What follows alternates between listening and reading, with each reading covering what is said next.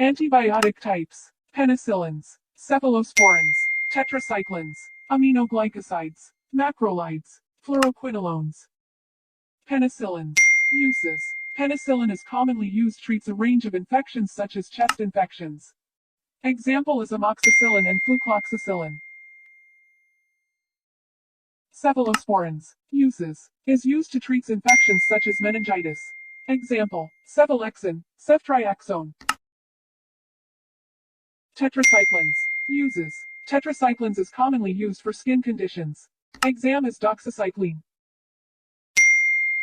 Aminoglycosides. Uses: aminoglycosides is used to treat severe infections. Examples: gentamicin. Macrolides. Uses: macrolides can be used for chest infections. Example: erythromycin. Fluoroquinolone. Uses: used to treat infections such as urinary tract infections. Not commonly used due to side effects. Example is ciprofloxacin.